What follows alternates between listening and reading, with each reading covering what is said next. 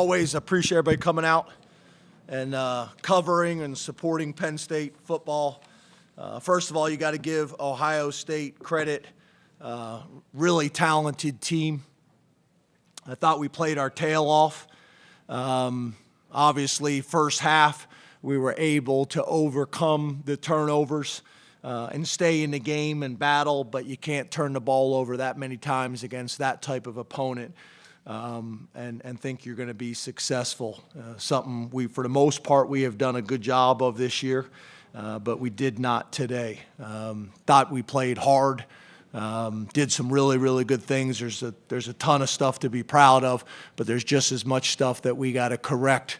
Tomorrow. There's a lot of corrections, obviously, that we have to make. But to me, the game starts and ends with the turnovers. You can't give that type of team a short field that many times and be successful. It's going to make it really challenging. So open up the questions. Raise your hand, look at the mic to you. Right here. James, how would you assess Sean's performance, and do you expect more from him than to turn it over 4 times?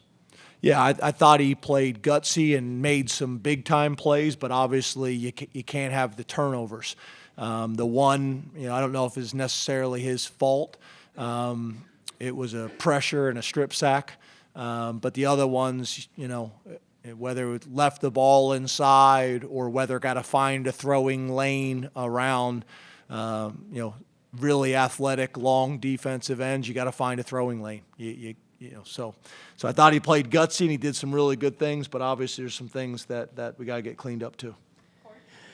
James, as a coach, how do you reconcile being up in the fourth quarter on the number 2 team in the country, and then literally 7-8 minutes later you're down 20? How do you evaluate your team when something like that happens so quickly? Yeah. Again, the game starts and ends, with the turnovers. We knew this type of opponent we were going to have to be able to score points on.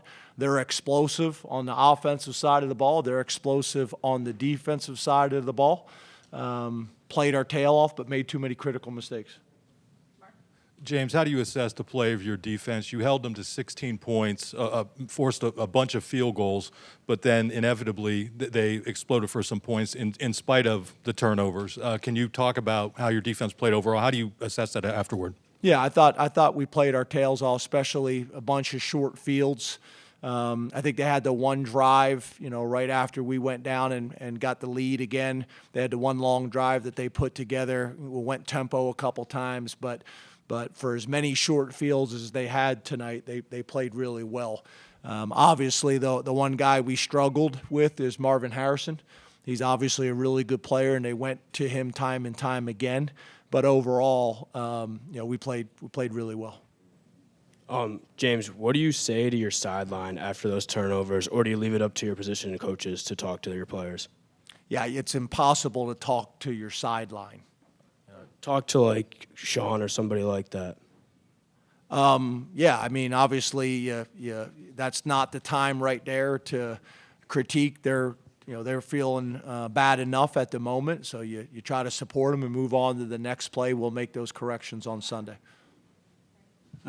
James, over here.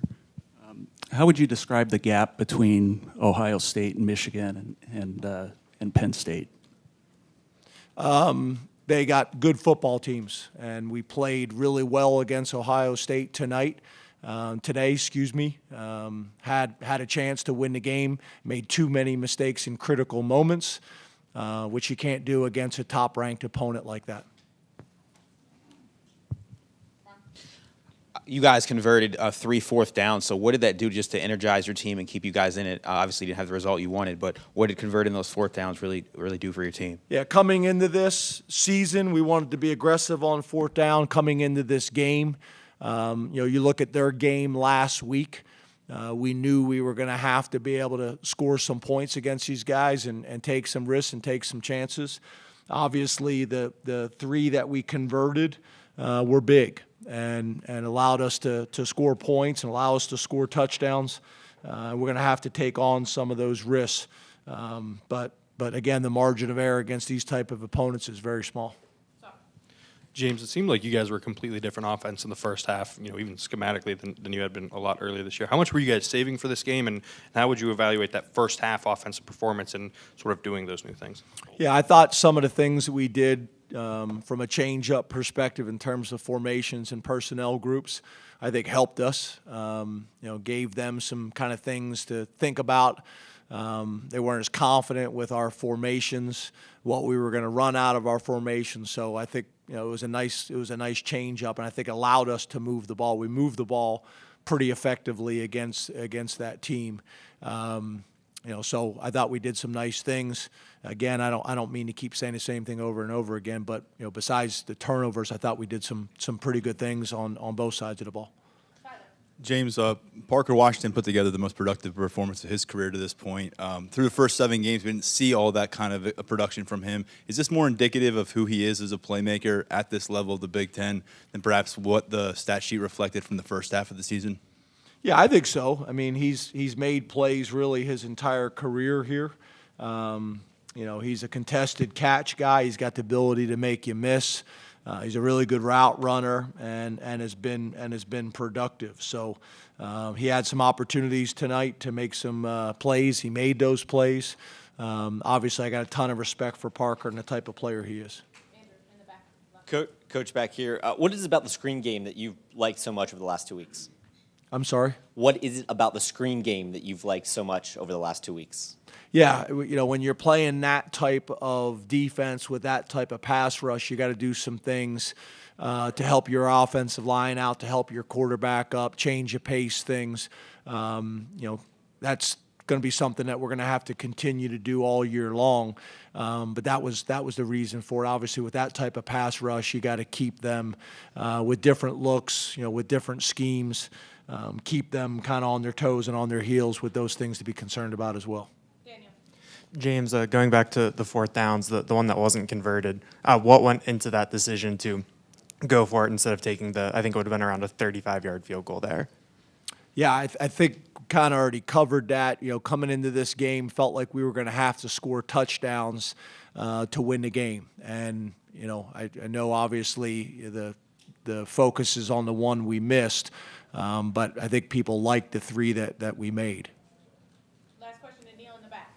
James, regrouping emotionally after you were right there, with 6 or 7 minutes to go, how much of a challenge do you expect this week now? Our leadership's been great. PJ was great in the locker room right then.